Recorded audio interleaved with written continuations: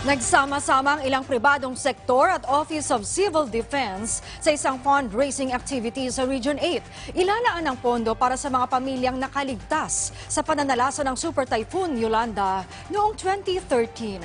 May ulat si Sol Alarcon ng Philippine Information Agency.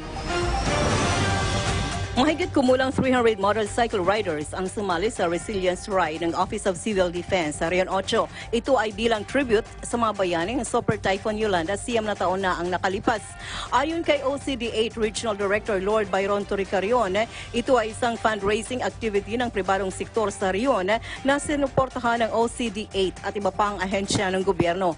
Bawat proceeds ay mapupunta sa mga pamilyang namatayan. This is a fundraising activity by the private sector. We're just here to support whatever funds that will be raised will be donated to the surviving families of our responding heroes.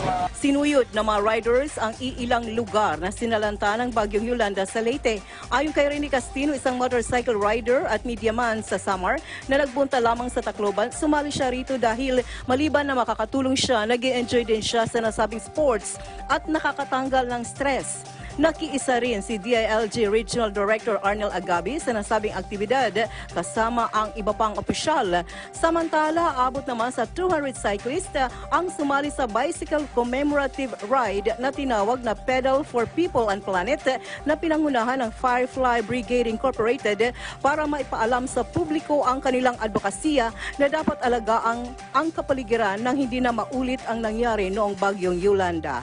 Kasama si Raul Tuson, Sol Alarcon, Philippine Information Agency, Eastern Visayas, para sa Bayan.